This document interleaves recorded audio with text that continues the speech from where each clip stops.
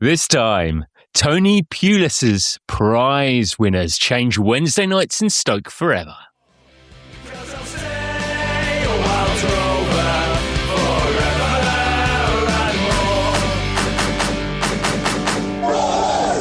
Hello and welcome to By Far the Greatest Team, a podcast in which football fans attempt the impossible to rank out once and for all who is the greatest team of all time.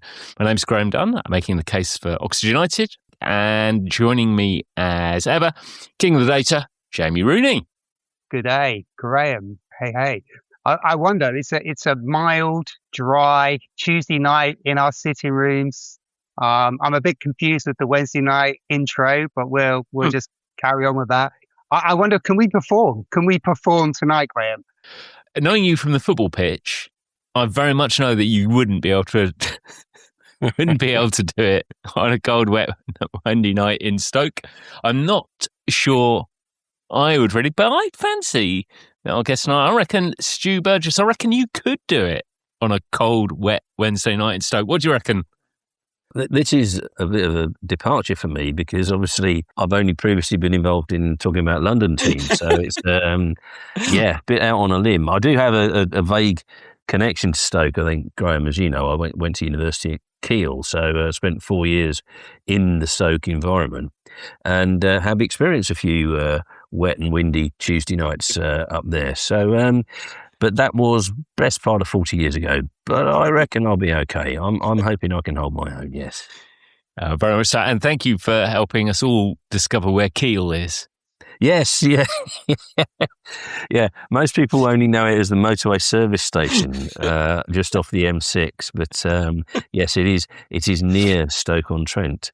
Hence, I do have a little soft spot for the Potters and also for Port Vale, who hearken from that neck of the woods as well. So, when we coming up with the idea or how to frame this podcast, I like the idea of framing it around where this cold, wet Wednesday night in Stoke came from.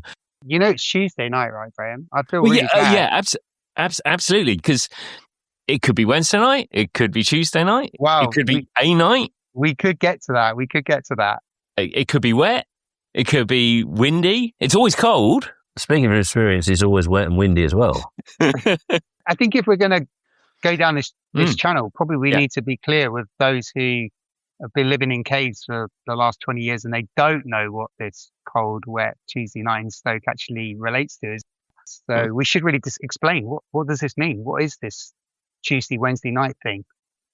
I think at the heart of it, as with so many things and myths and things that are wrong in football, we have Andy Gray and Richard Keys to blame for this, don't we? Because I think the origins of this phrase come from Andy Gray, doesn't it? I think it's one of his lesser crimes to football, but he's definitely responsible for it. Yeah, he questioned on a Monday Night Football with Richard Keys his double act in 2010. Yeah, he questioned whether Lionel Messi, who was probably arguably with Cristiano Ronaldo, the best player in the world in 2010, even at that point, whether he could actually mix it up and do it in Stoke on a cold, wet Tuesday night, questioning the man's brilliance that he didn't like it up. I think he very much got mixed up between whether he had the attributes and the ability to do it in Stoke or whether he actually wanted to go to Stoke. Notably, Messi never played in the Premier League, did he? So, maybe it was potential trips to the likes of Stoke and Bolton that put him off. But I think, Andy Gray, he played in an era where he was quite a sort of, physical player, quite a tough player, and clearly didn't mind it up him, so to speak. And it was kind of easy meat back then to question the ability of foreign players, particularly from hotter climes, to play in the Premier League in hostile environments. And I think Stoke was very much a hostile environment back in the day, wasn't it? Aside from the climatic conditions, just the whole ambience of the stadium and the nature of the team was pretty hostile. Also, I like the idea, whether you can mix it. I mean, as we'll discuss, one of the real crunch points when you were playing this Stoke City was fundamentally, could you defend Rory Delap's bullet long throws. Now, I'd question that if, as a manager, you're setting up with Lionel Messi defending the 6-yard box against Ryan Shawcross, you're not utilising him to his full potential. No. Yeah, and we'll go on to talk about this in greater detail. But the long throw, I think, has come to symbolise Stoke in many ways. But actually, they had a lot of other ways of getting the ball into, it was get the ball up front quickly, wasn't it? They had decent wingers who could put in a good cross. They always had a big or physical centre forward who could win it. And it was kind of just bypassing a lot of the sort of niceties of the game, which a lot of the better sides found difficult to cope with, particularly at the Britannia Stadium. Looking at Stoke's home and away form, it is markedly better at home. They didn't like a nice warm night down, nice warm summer's evening down on the Thames, if I remember, because I saw Fulham beat Stoke comfortably a number of times, and maybe they felt it was too woolly an environment for them, but they didn't cope with that very well. They just couldn't cope with the nice wine bars. No. Yeah, and the hors d'oeuvres before the game and all that kind of stuff, Far too civilised. The one other thing we probably should mention, because it's an interesting and unusual thing, and this I think will be the only occasion this holds true, is a weird connection that we have with Stoke, is that all three of us have actually played football against Stoke City professionals. Now, this seems unlikely and extraordinary. And we'll do it in kind of order of impressiveness stroke relevance to this pod. So mine's relatively, but I was on a pitch with Kevin Keane, who played for Stoke in you probably were on that pitch as well, Jamie, I think maybe. No, I never played. I know what you're talking about, but I never played. I knew that Kevin Keane played in the team that we played against, which was Sport and Ski or some kind of this is when Kevin Keane had actually finished playing professional footballer, but I think he was still by far and away the best player by a country mile on the pitch. He was at West Ham prior to Stoke, wasn't he, Kevin Keane? Yeah. And he started at Wycombe, which was where the connection was. Right, okay. But Stu, you also have some form against Stoke City legends. Yeah. Well, this was previously mentioned. I went to Keele University, and there was quite an active five-a-side league at Keele. At the end of each season, you'd have the finals night, where the winners of the leagues would play off against each other, and then the winners of finals night would play against a Stoke City select five-a-side team. And I was fortunate enough to be in a five-a-side team with four very other talented players. And we won, and we played against Stoke City, and we beat them. There's some dispute. This was 1986, so obviously everyone's memory has faded slightly. But I thought we beat them 3-2. There's other schools who thought we beat them 3-1. But in that team was Steve Bold, who went on to play for Arsenal. Wow. Peter Fox was in goal, who was a long-time Stoke goalkeeper. Yeah. And Alan Curtis, more famously Swansea City player. Yeah. But me and my teammates on the night are convinced that George Berry was in the Stoke team. But the post-match picture, he's not there. So whether he was so humiliated by being defeated by a bunch of students, he decided to hot-foot it down the pub very quickly. Who knows? But yes, so I have the dubious honour of having beaten a Stoke City five-a-side team. I do have a question on that. That's super impressive. But, just based on my Panini sticker album from the 1980s, I feel that George Berry would be difficult to miss. Yeah, he would have been difficult to miss, and maybe it's some sort of collective hallucination that we maybe we willed George Berry to have been playing, and maybe he wasn't. But certainly, there's no photographic evidence of that. The Stoke City assistant manager at the time was Sammy Chung. I don't know if you remember him, Sammy Chung, who had been manager of Wolves. And he was tasked with taking this five-a-side team down to the university. Clearly, it was one of those, draw lots, and whoever wins the lot doesn't have to play. But Sammy Chung was enormously irritated by the fact that they'd lost to a group of students, and was last seen giving him a hell of a hard time. I'm not going to diss your great achievement, but it's not obvious to me if I was picking a five-a-side team that I would choose Steve Bolden, George Berry. No.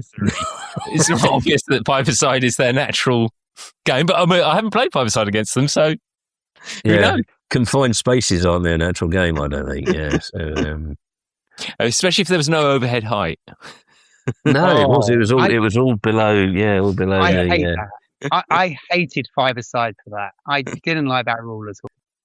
Jamie, so you have a form against somebody, and someone very relevant to tonight's podcast in particular.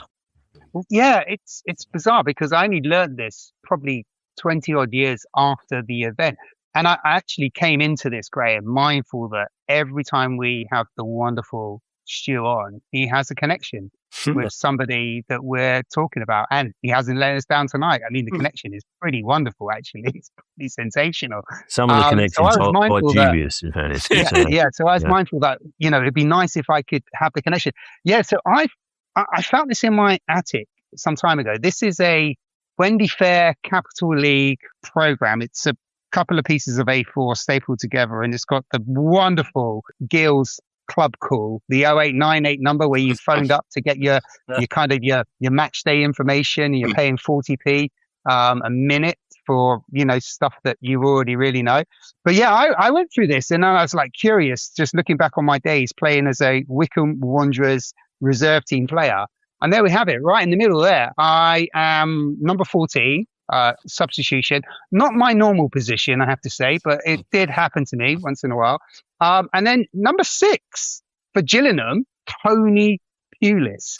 So Tony Pulis would have been at the end of his football career in 1989. But yeah, unbeknown to me until 20 odd years later, I potentially lined up and played against Tony Pulis, and I have no recollection of it whatsoever, regrettably, and I wish I had at least a nugget to share with you.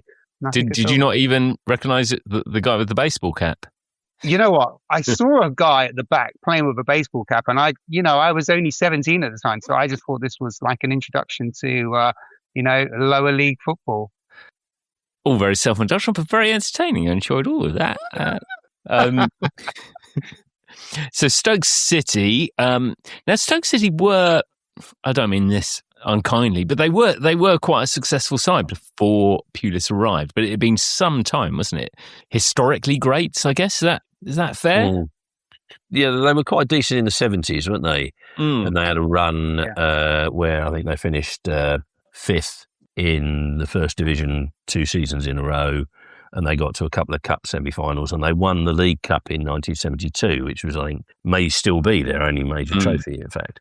And they had some decent players, didn't they? Jimmy Greenoff, John Ritchie, Mike Pedgick, the fullback, who actually coached the Keele University team. There's another link for you. Oh, and Gordon Banks was in goal for them, wasn't he, in the early 70s, and then succeeded by Peter Shilton. So they had a good line of goalkeepers, both interestingly signed from Leicester. And that was under the management of Tony Waddington, who... Yeah. You can probably find this with any manager who's been manager for a long period of time, but I did enjoy this when I realised this, right. So he was manager for 17 years. During his time managing Stoke City in that period, he picked both Garth Crooks and Sir Stanley Matthews. Really? Fantastic. That's quite an achievement, isn't it? Not. It would have been even better if it was in the same team, but but yeah, he signs Stanley Matthews age 46 or something like that. So he gets a few more games out in there, and then he gives Garth Crooks his debut. So it's quite surreal. I think Matthews made his debut for Stoke in 1932. Garth Crooks in presumably in the late 70s. Yeah. But as you say, they were a pretty successful side in there. They're in the top flight for, I think, 17 years or something like that, or maybe even on 15 years or so. But what I found interesting, and I'm glad with your first-hand experience confirming that it's cold and sometimes windy in Stoke, because, why you'd pick Stoke as, particularly difficult place to go because of the weather. There is some form in there for the wind, because in the Great Gale of January 1976, the top of one of the Stoke City stands gets blown off and damaged during that. And that is kind of at the root of where things start to go wrong, because they basically have to sell Shilton and Greenock, Pagic and Alan Hudson, I think, to fix the stand. Yeah, it does go to show that the weather can impact quite heavily if you're a struggling football club. And, joking apart, back then the money wasn't in the game, was it? So they had to get the roof fixed, so they had to sell a load of players. And I think they went down like 1 or 2 seasons after that, didn't they? Yep. They bounced up and down a little bit, didn't they? Yeah. And then they went down in 1985, I think. Yep. And then they were out for 23 years, which was the longest period that they'd ever been out the top flight. That relegation season, 85, was when I was up there and I went to see them quite a few times, and they were pretty dire. Under 2 points for a win. I think they got 16 points from 42 games, and that was one of the lowest ever totals. They dropped down to the third tier a couple of times, I think, and they have a few kind of guy. Lou Macari gets them going a little bit, doesn't he? Chris Kamara comes in as well after Lou Macari, and in typical brilliant Chris Kamara fashion, creates a brand new saying. He said that I think he called Stoke a sleeping monster, which is a variation on the sleeping giant. But I think Chris Kamara knew what Stoke were going to become. He only lasted 14 games, but I think the legacy of what he called them and labelled them would live on.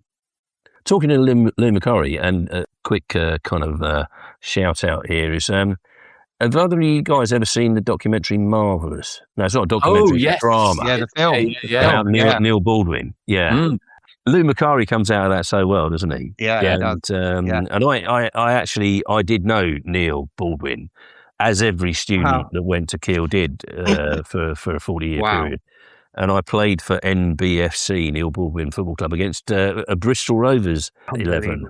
And and he was just this character. He said, can you, I won't do his voice, but can you play next week, Stu? And I said, yeah, I can. I said, who are we playing then? He said, Bristol Rovers. And I thought, yeah, of course we are. And we did. We played Bristol Rovers.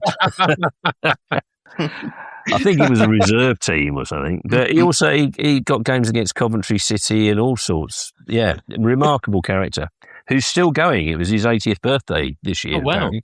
Anyway, sorry, digression. That's yet another incredible connection. I come on here with my Tony Pulis connection, and I'm not even in the top 3. I mean, Steve's got George Berry and connections to the film Marvellous, the football documentary Marvellous. So Pulis arrives, he has sort of a brief spell at Stoke before he has his proper spell, doesn't he? So he's there, he essentially keeps them up in I think it's 03 or something like that. But there's a change in ownership. I think one of the Icelandic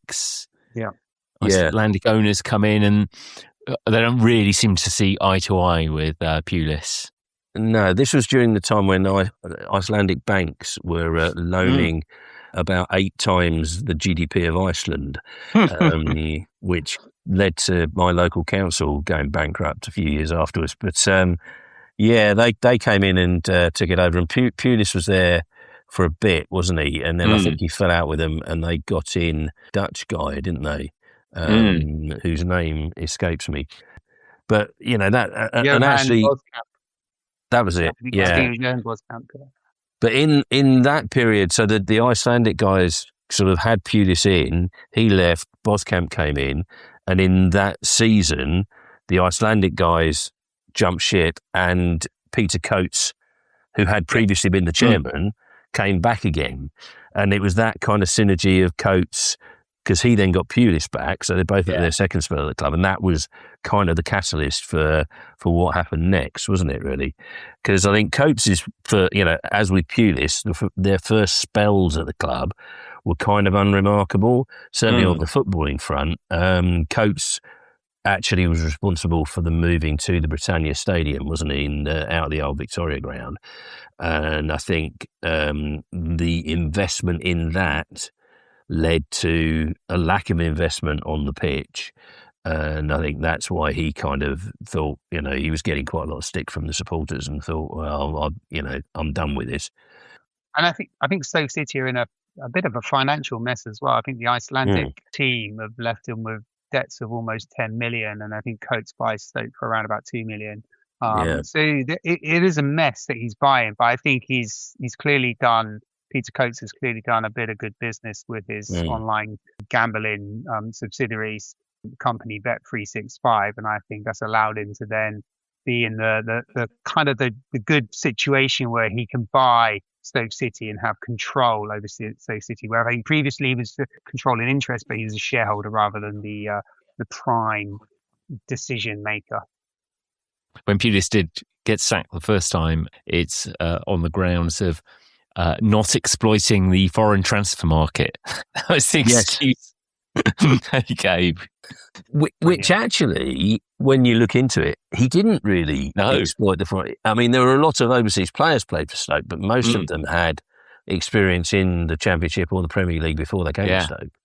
When I was looking through the squad, there, you've got Peter Crouch and you've got, Robert Huth and maybe a couple of others, but most of the players are far from household names, but they all actually have got quite a history of playing at the top flight or in the Championship. My favourite is one of the earlier signings, which was Abdullah Faye. Who captained the side for a while, centre-back. And I think what speaks more than I can ever say about this man's ability is that he was signed 3 times by Sam Allardyce in his career. Allardyce signed him for Bolton and for Newcastle, and then Allardyce signed him from Stoke to West Ham. So signed 3 times by Allardyce, you need to say no more about the fella, need you?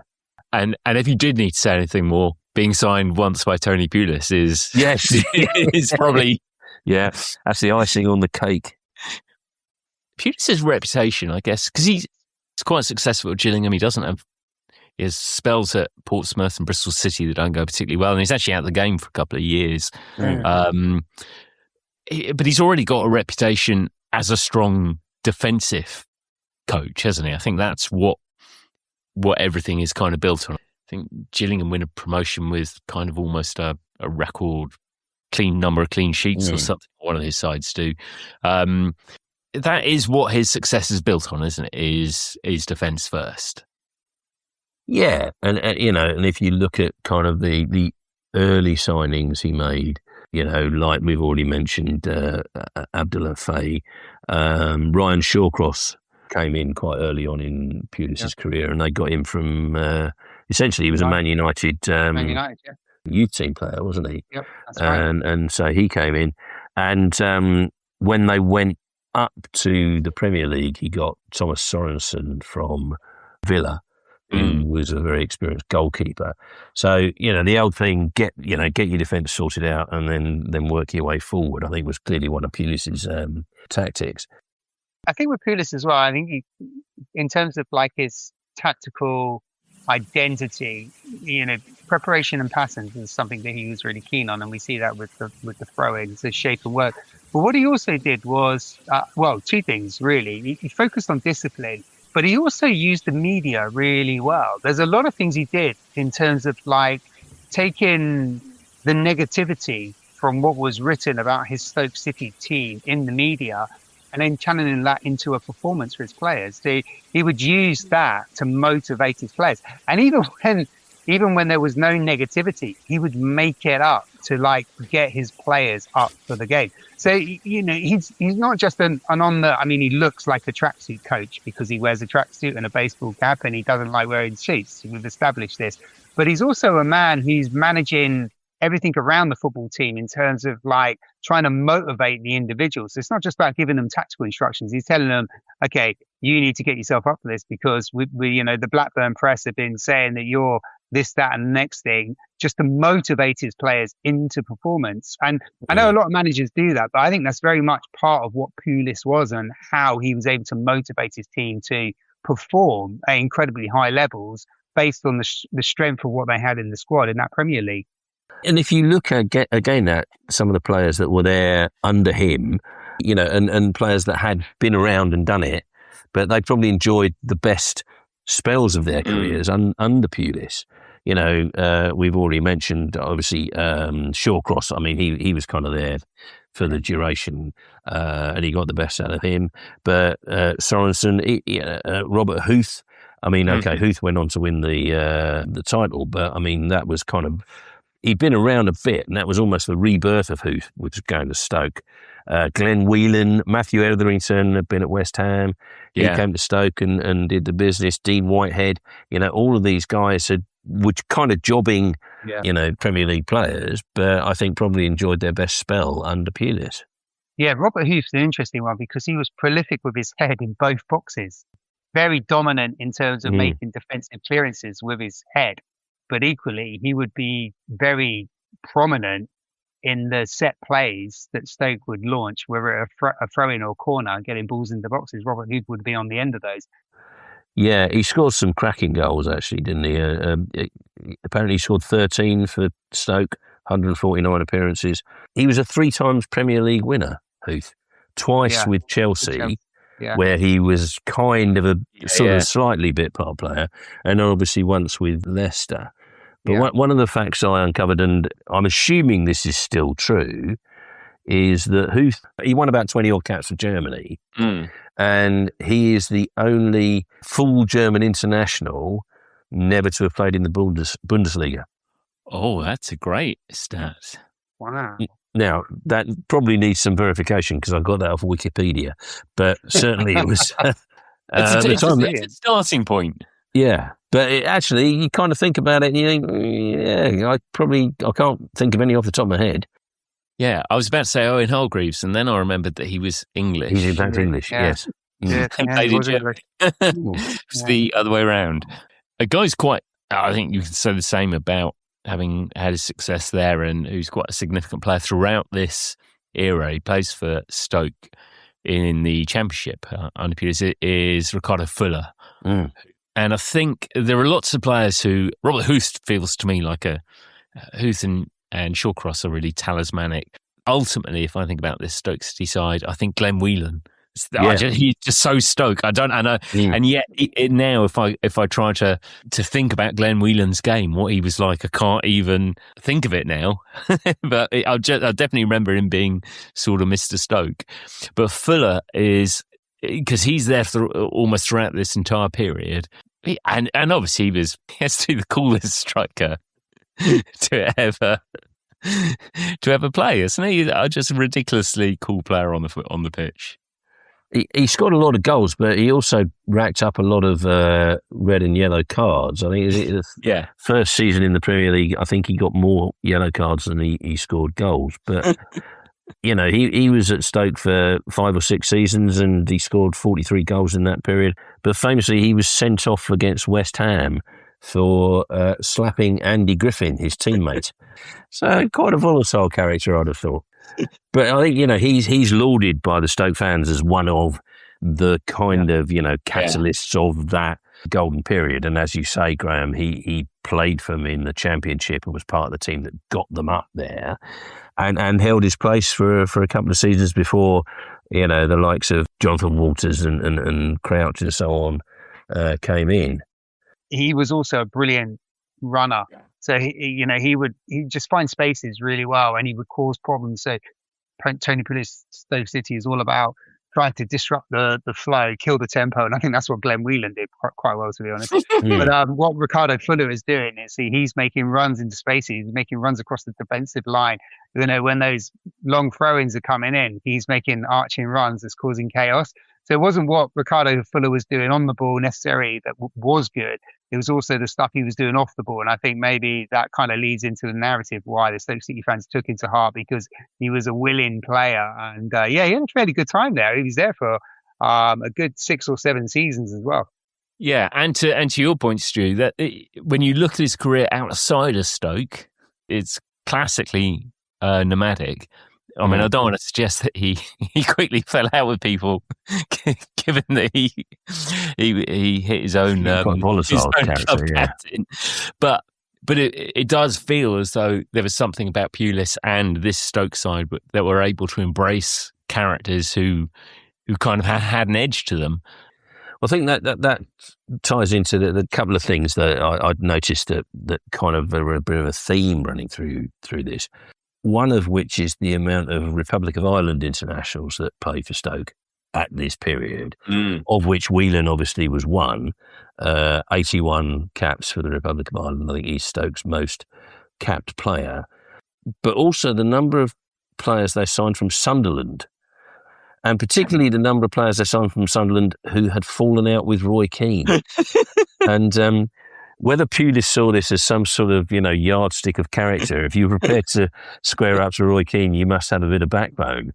But Liam Lawrence, they signed from Sunderland, having fallen out with Roy Keane, who was a Republic of Ireland international. Rory Delap signed from Sunderland. Not sure if he fell out with Roy Keane, but, probably did. Republic of Ireland international. Who else have we got? Jonathan Walters signed from Ipswich. Manager, Roy Keane. Republic of Ireland international. So there's these kind of, themes going on here. And, possibly a coincidence, but I don't know. I think there might be something in it. Yeah, Walters had a proper run-in with Keane at Ipswich. I remember that one definitely didn't end well. So, yeah, you're right. That might be, a lot of teams use the data now, but maybe that data is picking fights with Roy Keane. Yes, yeah. And like Sunderland, the amount of players they signed from Sunderland or that had played for Sunderland. Danny Higginbotham played for Sunderland. Sorensen played for Sunderland. Who else? We've already mentioned Delap played for Sunderland. Lawrence, Dean Whitehead, Kenwyn Jones. Of course, yeah. Yeah, all of them played for Sunderland. And clearly, the common denominator is that it's got nothing to do with Roy Keane. It's just got for Sunderland. It's just the fact that these players just love playing in a red and white strip. Well, you say that. Maybe it was easier for them to make the transition. I don't know. So maybe they felt the stripes were flattering. But I actually followed that line of argument, funnily enough. And the Sunderland link goes back to 1890. Stoke were initial members of the Football League, finished bottom of the table twice, and got kicked out in favour of Sunderland. Sunderland came in. The following season, Stoke got elected back in, but they'd introduced a rule that no two teams could wear the same kit. Yeah. And because Sunderland were the incumbent side with a red and white striped kit, Stoke weren't allowed to wear red and white stripes. So for the next 10 or so years that they were in the Football League, Stoke had to wear a different kit until post First World War, when that rule got kind of discarded, and Stoke then readopted the red and white stripes. So there you go.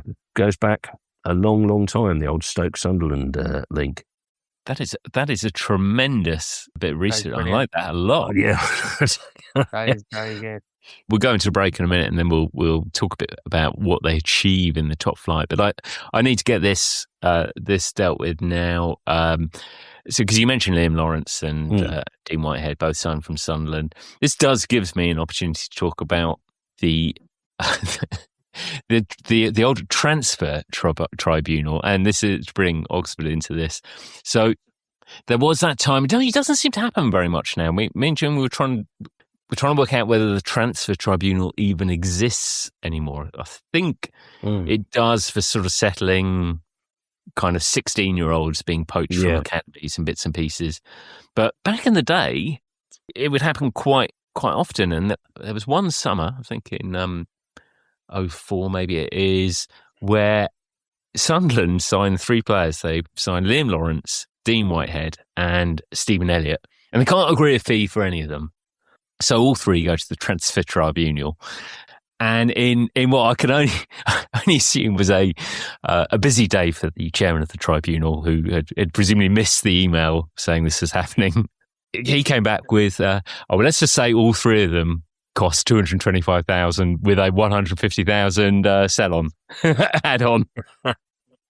All 3 exactly the same amount. It just they were definitely doing that on a Friday afternoon. Yeah. Oh, for God's sake, we got another. Oh, yeah. 225. What time is it? Yeah. But yes, transfer tribunal at its most lazy. But we'll nip off for a quick break, and when we come back, we will look at how Stoke do in the Premier League, how they introduce themselves and make friends in that division, and a bit of FA Cup after the break.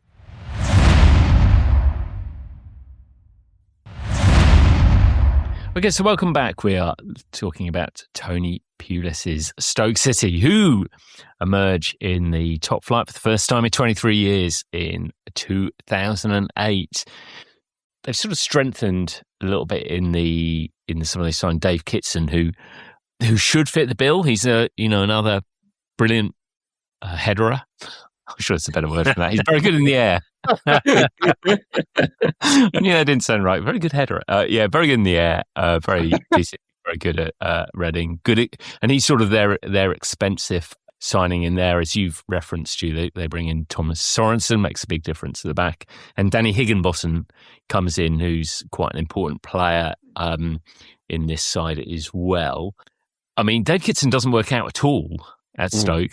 I mean, he's enjoyed quite a nomadic career as the secret footballer along the way, and he was clearly his own man. He had, wouldn't take anything, and I can imagine him not necessarily being the right character to fit in with that kind of regimented or disciplined approach at Stoke City. They hit the ground running okay. It's not a brilliant start. They win one, and then I think they struggle over the first half dozen games or so.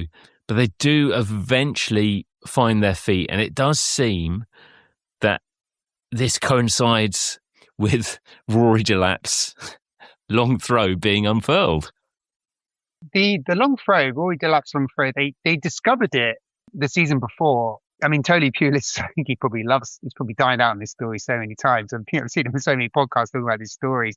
I think the training had finished, and the Stoke City players had a little bet on who could throw the ball the furthest, and Pulis has kind of wandered away from this, and his coach had said to him, "Have you seen Rory with this throw-in? Tony, you need to come and see this." And they went along, and they're like, "Where the hell has this been? Why have you never shared this with us?" Because Delap was just flinging it. And we know, I mean, just to describe it, the throw-in is low, it's powerful, there's no arc to it, it's incredibly direct. It's as dangerous as a corner kick, as Stoke City used to their advantage. But apparently Delap was a javelin thrower at county level. So he'd already gone through the regime of, flexing his shoulders and having that flexibility to arc back maybe further than most players. But so they brought it in the Championship season, but in the Premier League, they really did use it to their strength. I don't know, Graham, do you want some stats on it? I mean, I can give you stats on this long throw in their first season in 2008, 2009, when they're Premier League, which is just incredible. So in 2008, 2009, Stoke City would have had 337 long throw-ins, of which 267 of those would have been taken by Rory Delap. Now, just to kind of give you a context, so in an average game of football, and this is a very broad average at an English level, you would normally get somewhere in the region 45 throw-ins per match, so 22 throw-ins per team. Now, that's throw-ins from anywhere on the pitch. So that equates to around about 850 throw-ins per season, right? The fact that Stoke have had 337 long throw-ins, if we take that broad average of 850, it equates to about 40% of Stoke's throw-ins in the 2008-2009 season had been weaponized into attacking deliveries. That does sort of fit in with where you see Delap is able to take his throws from. Because actually, I think it's probably about 40% of the pitch, of that top end of the pitch, where he can.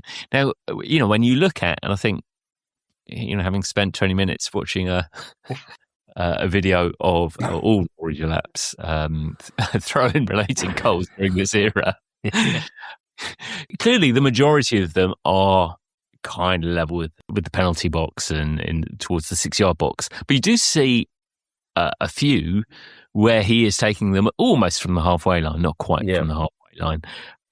These probably aren't as successful. They are more likely to be headed out. And that does kind of fit that across 100% of the pitch, 40% of it does feel about right, that he would at least take it long. Yeah, and I think, I read the stat that a lot of his throws were 30 metres plus. Yeah. So you can cover that kind of distance with the throw-in. You don't need to be that far into the opposition half to get it into the box. And it's interesting, kind of what you're saying about the stats as to how many of the throw-ins converted into shots, converted into goals. Clearly, 10, 15 years on, we're in a much more sort of data analytical environment. And clearly there are clubs that have done that data analysis because it's back, isn't it? The long throw is back as a weapon. And, like it or not, it's proving successful. We only need look at the champions elect to see that they're not afraid of using the direct approach. Brentford, I saw them against Fulham earlier this season. They're chucking it long. It's kind of getting a little bit. Farskill's probably overstating it, but I think you see other clubs trying to utilise the long throw where they haven't got someone who can do a long throw. Fulham being a good example. We haven't got a long throw specialist, so we're asking Anthony Robinson to throw it as far as he can, and he's contorting himself into all sorts of positions and not quite reaching the penalty area. And you kind of think, let's stick to what we know, lads. Having followed Oxford this season as well, but last season in particular, Will Vaulks' long throw was our only mechanism for scoring. Really? And you can sort of see it at Stoke only in a much better way, that the moment you get a throw, because it can cause damage, and in Oxford's case, because there was no other possible route to scoring, this was like getting a corner, like getting a free kick. So that the noise that gets up, the atmosphere that gets up around it, and you definitely see that at the Stoke games. There was also sort of the almost ritualistic element of the ball boy throwing him the towel, and he could then, wipe it dry, and then, where when they go away, the position wouldn't have towels, so he couldn't dry the ball. I think it's a shame because obviously Panenka is a universal term for a chip penalty. I think the delap should be a universal term for a long throw well taken. To take it back as well to the 2008-2009 season, if you guys remember, there was a lot of displeasure from the style of football that this introduced, and there was a lot of criticism. We'll probably go into Arsene Wenger's dislike for it, but I think the effect is brilliant, and I can give you some data in a minute that will kind of demonstrate exactly what you guys are saying in terms of it's back. And I think the reason it didn't catch on in 2008, 2009, I think football was going through a bit of I don't know how to describe it best, almost like a snobbery phase, because it's on us. Yeah, it was, because you had the whole kind of Spanish Barcelona tippy-tappy shit going on that people loved. And it was like, this is how football should be played. This is the beauty of the game. And you're disregarding everything else that is all about football. And football can be ugly. Football can be a pretty horrible game to watch. But that's what makes it enjoyable in a bizarre way. So I think the timing of Stoke City and Delap with this set play is just in the wrong era. And I think now, Stuart, you already mentioned, data has kind of got hold of the effectiveness of this. So, and I can tell you that there were a few teams between Stoke City and Brentford, and Brentford's a great case example. Brentford have scored 7 goals from direct throw-ins since 2024-2025. So they are definitely using the lap. And I love that, Stu. I think that's what we're going to call it now. They're using the lap. FC Midtjylland, they tried it in the mid 2010s and were fairly successful. Atletico Madrid under Diego Simeone, they used it for a while. They weaponized the long throw and they were quite successful with it as well. Neil Warnock tried to introduce it again with Cardiff City, but it disappeared. But I can tell you, in 2020-21 season, Opta, these are the stats, have said that long throws into the box was 0.09 per game. Now, 25-26, they're 3.2 per game. They've gone up threefold. Jeez. So it's risen exponentially. It's absolutely back in. So it's quite nice that Tony Pulis is getting a bit of a kickback in terms of what he introduced. Yeah, and it's interesting, isn't it? Because I mean, one of the previous podcasts I've done with you guys was about Wimbledon, and I think when Stoke got into the Premier League, it was a kind of similar vibe to when Wimbledon got there. It was, you know, they were disruptors. They did things differently. Yeah. They antagonised the opposition. They did things that the opposition weren't really geared to respond to, and it wasn't popular. We'll definitely come on to this at the end when we try and work out why it's a cold wet Tuesday night, Wednesday night in Stoke. Why isn't it a cold wet Tuesday night at Plough Lane? It's a much less hospitable ground to play at. You're infinitely more likely to get kicked, and I'm pretty sure it rains there too. The other part of it, I mean, you are right about that. It is kind of Beauty and the Beast, that level of football, and you sort of see it. Delap's throws are fantastic. To look at the technique is brilliant. The throws are just the thing of beauty. And then the moment it hits the first head, it just gets unbelievably ugly and into a bun fight there. And the finishes, especially if you watch all of these goals back to back, it's a series of really ugly finishes. For the most part, there are some great headers. The other end of this credit has to go to the guys at the other end. Shawcross win a ridiculous number of balls. Fuller gets on the end of stuff. It helps that Stoke have no shortage of 6-footers to put in the box. They have to show the guts out there. They have to go and win it. And there's one, you know, I say they're really ugly goals, but there's one glorious deft header from Shawcross. And if you get the timing of the run right, it can be poetic. Shawcross was a good player. You don't play at the top level for the length of time he did without being a good player. I think, you know, kind of his physical strengths possibly overshadowed some of the other stuff. But he was the mainstay of this Stoke team. And I think he was the only player to play in every season that they were in the top flight, both under Pulis and Hughes. I stand to be corrected there. But, I mean, you know, he was a good player. And he got called up for England, didn't he? I think he made one England appearance, so obviously not, you know, didn't sustain it. I mean, one of the things that Pulis did when he first got Stoke into the Premier League, he called Alex Ferguson and took guidance because Pulis was like, how do I survive in this league? And Alex Ferguson said, you create chaos, you make the home ground a fortress. And I think Pulis has taken that advice on board, and that's exactly what he's done, narrowing the pitch, you know, disrupting the flow.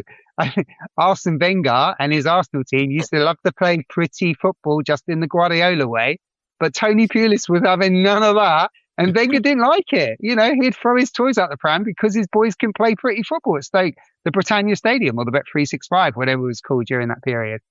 I was going to say, it's interesting though, isn't it? Because Arsenal's record at the Britannia Stadium when they played away to Stoke was 1-1, drawn 2, lost 2. So Stoke had the better of them at the Britannia Stadium. But Stoke's record at, it would have been the Emirates then, wouldn't it? Was played 5, lost 5.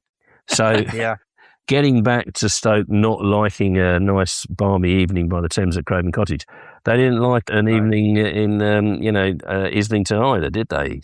I think it is Arsenal, and I think it's Arsene Wenger, which is really where this Andy Gray quote is coming from, really. I think Stoke are kryptonite to Arsene Wenger and Arsenal. And right from the record's even worse. They lose a cup game at Stoke as well. But they are like kryptonite, and it's kind of written from that very first game they play. So the Stoke aren't doing brilliantly that first season. They're in, Arsenal come to town. Stoke win 2-1, both goals from Rory Delap, long throw. Yeah. And Robin van Persie gets sent off. The perfect storm. Everything says that they are not going to be able to deal with this. And, and obviously you have the horrible Shawcross challenge on Ramsey, and there's there's lots of things that add to the bad blood between the two sides as part of that. And we had Andrew on talking about Arsenal last week, and I don't think it made the final edit, but he wasn't keen on Stoke. No, I can imagine. Yeah. And understandably, that era of side, they not only did Arsenal struggle to play them at Stoke, but Pulis really capitalised on it in terms of setting it as we've got the sign over you. You cannot. You, Arsenal and Arsene Wenger, cannot do it at Stoke, and that's something Pulis definitely seemed to thrive on.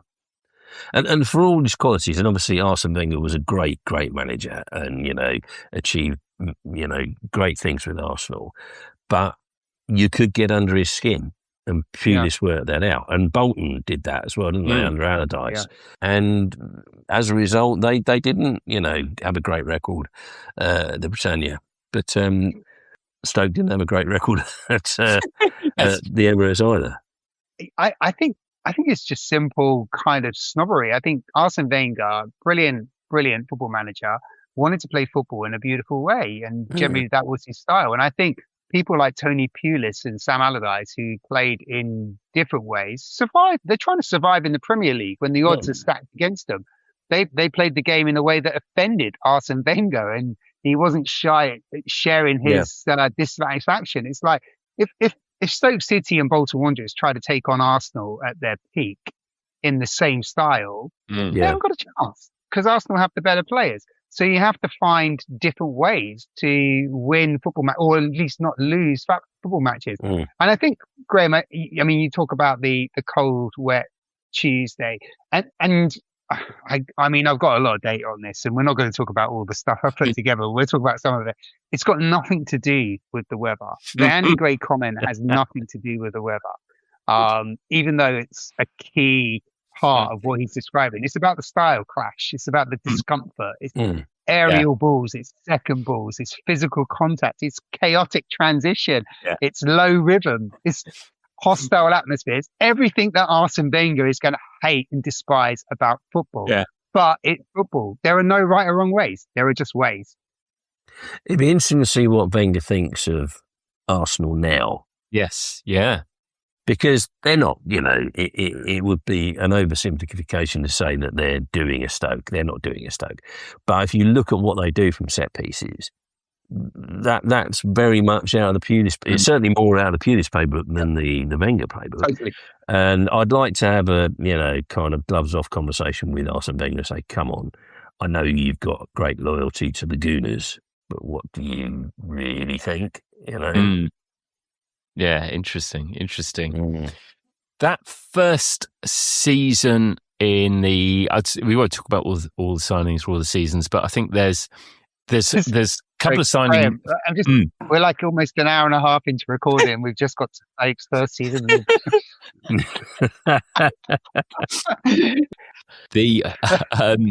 There's a couple of signings which I think are pretty influential in that. If they didn't happen, I do wonder whether Pulis and Stoke would have had the success they did. And they bring in Matthew Etherington and James Beattie in that January transfer window, and they are pretty significant. Beattie is an established classic. I mean, it's not obvious they're short of big front men, but he brings him in anyway. But Etherington's career is going nowhere really at West Ham, isn't he? And they both have a sort of massive impact in keeping them up.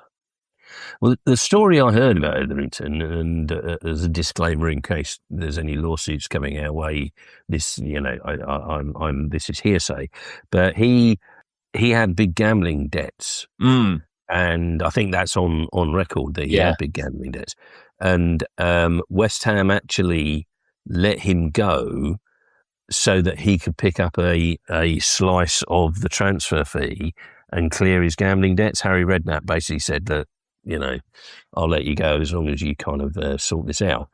And I think Etherington's dad went on record as saying Tony Pulis was a very, very good influence on Matthew Etherington when he got to Stoke in terms of helping him manage the problem he had. back to the football side of things, yeah, he was a real asset to the club, not only that season, but over the subsequent seasons as well. And so Stoke survived what would have been, and in fact, they end up surviving relatively comfortably in that season. But it was looking a little ropey in January before the signings come in. I'm not sure if it's in that game, that season. I wonder if it is. They play a brilliant game against Hull, who come up with two priceless moments. This is where they get Dean Windass to warm up on the line directly next to Delap as he's taking his throws, so as to try and put him off, which works for one, and then he gets put the next time. But this is also the same game, and Boaz Myhill is the keeper who there's this glorious footage of he's suddenly got, oh my God, what do I do? I can't kick it up forward. I'm being closed down. Shall I kick it out for a throw? No, I'll kick it out for a corner. And he kicks it out for a corner. Really? He turns his body. He turns his body. This is the moment where the effectiveness of Delap's throwing under Pulis is really taking a hold on the Premier League, because it's in Myhill's psyche. In any other football match, that goalkeeper is hitting it out for hitting it to the touchline. There's no doubt in their mind, I'm going to touch. That's where they're going to go. But yeah, you're right, Graham. He has to contort his body. Yeah. It's not even. It's the ball out for a corner. And then as he kicks the ball out for the corner, he's then rushing back to the goal to defend the corner. And it is that validation moment that, Stoke City, long throws. They've got this inside is a real your head. weapon. This is something serious in football that we cannot give Stoke City a throw-in when they're in our half. But that presumably that was when Phil Brown was manager of Hull. Yes, I think so. So that's a bit of a kind of unstoppable force meeting an immovable object, isn't it? Like Brown was very much sort of the working man's Pulis, I think, wasn't he? So Stoke, after securing their safety that season, they go on to become a remarkably consistent side in the top flight under Pulis. In fact, I mean, Jamie, I think you pulled their average stats and for each year, and it's almost the same record every year, isn't it? They broadly get 45 points. Yeah. I think it's very deliberate in terms of what Tony Pulis is thinking. That magical 40 points, which used to be touted around back in the day. If you get to 40 points, you've got Premier League safety for the next season. And I think Pulis was looking at all of the fixtures where they would accumulate that 40 points and stay in the league, and that's exactly what he did. And he did it incredibly successful. Yeah, it's interesting though, when you look at the seasons that they were in the Premier League. You say they consistently finished sort of mid-table. They were quite streaky. They seemed to go through runs of 10 games without a win, followed by 10 games without defeat, and that happened quite regularly. Yeah. I do remember throughout this whole period that there were chunks of time where you thought, "Oh, it's caught up with them. This is no longer working." Which I think. We always used to think with Wimbledon at times, bits and pieces. Yeah. But they had incredible resilience to bounce back and get results when they needed them. They'd also, they were continuing to add quality to that side as well. So in 09-10, Robert Huth, Dean Whitehead comes in. Danny Collins is signed from, of all clubs, Sunderland. Who'd have thought it? Who'd have thought? And then Tunchai. He was from Middlesbrough, wasn't he? So you had Huth and Tunchai from Middlesbrough, and Danny Collins and Dean Whitehead from Sunderland. So clearly Pulis had taken some holiday in the northeast, didn't he? You're right. There was a churn of players. It wasn't as though they had a squad of 15 that lasted throughout the entire period. There was a constant churn of players, and some players that had been kind of fairly integral to the team in the early years were let go. The likes of Liam Lawrence and Mamadi Sidibe, who'd been a regular in the early years, were kind of let go. But they continued to bring players in, but again, players that had a track record of playing, Championship/Premier League football. For 2010-11 season, they get to the Cup final. They bring, that's when John Walters arrives, and that's when Kenwyne Jones arrives. And they spend $8 million on Kenwyne Jones. I mean, he was a really kind of hot property at various times because of his, he was seen as another Didier Drogba, wasn't he? His physicality was ridiculously good. But that's the year then where they achieved something which Stoke haven't at all. Because as you said, Stu, they've won a League Cup, but there's no. I don't think they'd ever even got to an FA Cup final, which seems extraordinary. Stu mentioned it earlier. The Stoke City are a founder member of the English Football League in 1889 season. And I looked at the 12 teams that have played in that inaugural season. And Stoke City, along with Accrington Stanley, are the only two teams that have never won a major trophy up until 1971-72 when Stoke City won the League Cup. Yeah, and it's quite extraordinary. They go on this run, and the highlight of it is this cup semi-final against Bolton, which is kind of Bolton by the stage, I think, managed by Gary Megson. So, but this is sort of two teams who are, I suppose, Bolton were the predecessors to Stoke, and there's definitely a feeling that there's a new king in town here with this game because Stoke absolutely obliterate them. Yeah, it's 5-0, isn't it? 5-0. Yeah. At Wembley. Was it at Wembley as well? Yeah. Yeah. The Stoke City players asked Tony Pulis if they could wear suits because it was at Wembley and there was an FA Cup semi-final. And Pulis just battered it back immediately. He's like, no, suits are for the final. This is a semi-final. We're not wearing suits. Bolton Wanderers, they turned up in suits. Tony Pulis, his team talk was sorted. Look, guys, they already think they're in the final. Let's go out and show them. And after 11 minutes, it's 1-0, 17 minutes, 2-0, half time, it's 3-0. Bolton Wanderers are out of the cup final.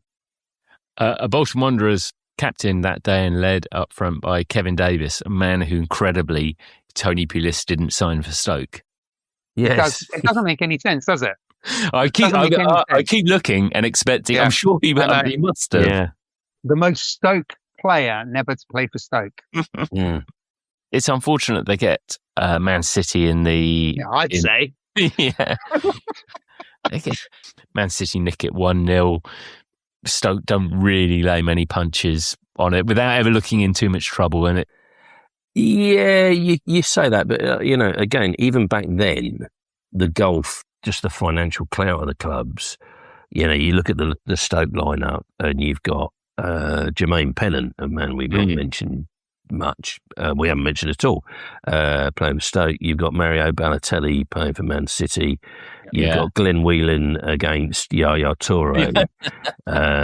You've got Ryan Shawcross and Vincent Kompany. So I kind of think just getting there. Yeah, as we've said, they'd never been there before. And what I quite liked, which I just sort of stumbled across, was the fact that by this stage, Asmir Begovic was the first choice keeper for Stoke, but Sorensen was still there, and Pulis had been using him as the cup keeper, and he stuck by that. So Sorensen played in the final. Begovic didn't play in the final, and in fact, Begovic wasn't even on the bench in the final. It was the very nicely named Carlo Nash. Yeah. But he sounds like a country and western singer, doesn't he? You can just like that other country and western Stoke stinger, Garth Crooks. Yes, indeed. Yeah. Very good. Very good. It's worth noting this is Manchester City's first trophy in a very, very long time. And this is when City go on and become the absolute dominant force that they still are to this day. But it is an opportunity. I mean, Stoke City hold out until the late stages. Yaya Toure scores the only goal of the game, and it comes late on. So it's not like Stoke City aren't competing with this Manchester City. It's very narrow. It's one of those that once you concede the goal, you're not really convinced that they've got enough. Especially Wembley's a big old pitch. It's a long way to throw. Yeah. Yeah, they took Delap off actually. Yeah. Replaced him with John Carew. Do you remember him? The big Norwegian fella? Yeah, fantastic. I love John Carew, actually. Yeah. Don't really associate him with Stoke. That was the No. thing, doing the sort of research on this. There were players that played for Stoke that I kind of thought, I didn't know you played for Stoke, like Michael Owen. Michael Owen actually gives Tony Pulis the full credit for him retiring, because Michael Owen at Stoke said he couldn't handle the monotony of training. It was so boring. I mean, this is coming from a guy who's never watched a film in his life. And he claimed that the training was so boring at Stoke City that he decided to retire from the game. It is incredible because it's not obvious that Michael Owen is the epitome of the striker that Tony Pulis. I think maybe by this stage, he signed him in his last season. By then, he's already signed Peter Crouch at 10 million. It was a brilliant signing, by the way. It was a great signing, does well for Stoke as well. Everywhere he plays, actually, in fairness. Peter Crouch isn't a surprise that Stoke City might be interested in signing him. Peter Crouch, Kenwyn Jones, Ricardo Fuller, Michael Owen, spot the odd one ill, you know. And I don't quite know what the logic behind that was. I guess Owen maybe was available and they thought, well, why not take a punt? But I don't think he actually started a game for Stoke. He made 8 appearances, all of which were from the subs bench. The only goal he scored for Stoke was his 150th Premier League goal. And as you say, he retired at the end of the season, citing boredom as his main motivator. When Owen goes, that's also when Tony Pulis goes. So after 5 years, but there's not a huge tailing off in their form, is there? I mean, I think they finish 13th, I think. 13th. It's not drastically worse. I think there's definitely an element. I do wonder if that was maybe what was in the Michael Owen's signing. Maybe there's a feeling that Stoke have to, now they're actually at the elite, they have to start playing the game a bit more. And you see that with some of the sign when in Mark Hughes, who takes over, they don't go for a drastic difference. Mark Hughes, pretty robust football on the one hand, but a little bit more expansive. And I think you see, I mean, most of obviously is the chap from Barcelona that they bring in. Yeah, Bojan. Incredible signing. What's interesting is that obviously we're talking about the Pulis era, and I think certainly as someone who doesn't follow Stoke, you associate him with their successful years, but actually under Hughes they finished higher than they finished under Pulis for 2 consecutive seasons. They finished 9th. They get 50 points as well in both of those Hughes seasons as well, 50 and 54. It is worth, of course, saying that one thing Pulis does have in his locker is that he is the one who comes closest to putting Andy Gray's philosophy as to whether Messi can do it on a cold, wet Wednesday night in Stoke to the test by getting Stoke City into Europe. Yes. So they do play in the Europa League. Man United end up in that tournament that season as well. Sadly, Ronaldo had left by then. Otherwise, again, we could have tested out whether Ronaldo could do it on a cold, wet night in Stoke. I believe you got the stats on that. Have you, Jamie? Obviously, the phrase, can he do it on a cold, wet Tuesday night at Stoke? Andy Gray said this phrase in 2010. I mean, it's the ultimate shorthand for a player being tested outside ideal conditions. I kind of get what Gray's saying, but I'm just going to call it out right here and right now. It's bollocks. It's total bollocks. There's nothing in that saying that stands up whatsoever. And I have got some statistical evidence to back that up. Stoke played 95 matches at home during this period, 2008-09 season to the 2012-13 season. And 70% of those games were on a Saturday. No surprise there. Right. So already it feels like this. It's a small sample size. Yeah. Small sample size. I can go one further and I can tell you that 14% is on a Sunday. So it narrows down our sample size even further. Right. So Tuesday games in this period, there were 7. And Stoke have a points per game ratio of 1.71. Their Saturday points per game is 1.63. Now, that's a much bigger sample set. That's 65 games, but they're about the same. Now, I don't know if you knew this, but they've played 4 games on a Wednesday at the Britannia /Bet365 during this period. Their points per game ratio in those 4 games is 3. They won every single game on a Wednesday night. Okay. Well, there we go. So we've defined it. So this is over the 5 years in the Premier League that Pulis was in charge, yeah? It is. Bloody hell. It's 95 games. It's over the 5 years, this period of Pulis. I think you've demonstrated there's no such thing as the can you do it on a wet Tuesday night in Stoke, but there is can you do it on a wet Tuesday night on a Wednesday? Because that is a big ask. A Tuesday night on a Wednesday night. I mean, it's getting quite niche. I've never done that, yeah. Yeah.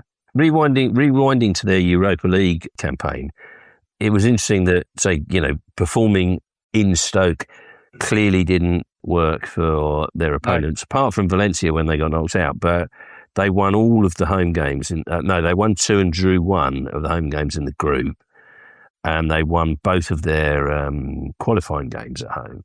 So the Europeans clearly didn't like it. They didn't like it. No. Well, they didn't, but they did that under different rules because UEFA rules are different to the FA rules. So the Britannia Stadium's pitch conditions had to be modified. So the advantage that they would have had in terms of the space to make that throw in would have been reduced in European games because UEFA would have enforced rules in terms of the conditions of the football pitch, the dimensions, and where boards needed to be. So there were different rules that had to be applied. But Graham, I wanted to go back to the question, the Tuesday night. So the whole question really wasn't about the weather conditions. I think, as we've mentioned, it was really about whether Messi, one of the world's greatest players of all time, but definitely at that time, could he do it?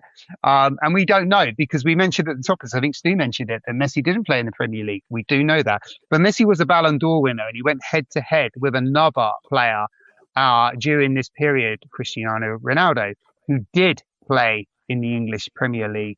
So it's a barometer of types in terms of different styles of players, but definitely in terms of accolades, they're at the same level. So I looked at Cristiano Ronaldo's stats playing in English football between 2004-05 through to 2008-09 when he left English football to go to Real Madrid.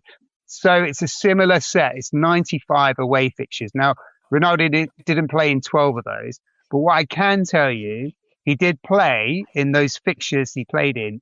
12 of them were midweek away matches. Now, I didn't go into the detail of looking at the weather conditions for every single fixture here, because I can tell you it's a frigging headache to do that. So what I did, I've just looked at this as a broad average. Cristiano Ronaldo played 12 matches in the midweek away in the English league.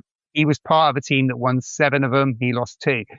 I don't think it's bulletproof, but it does suggest to me that an elite Ballon d'Or winner can play away from home in the English Premier League where Stoke were playing as a mid-table team. Right, so we ought to get round to ranking this team. Stoke City, Tony Pulis. As a reminder, 5 categories greatness, all-time greats at the top. We won't be touching that, I'm pretty confident.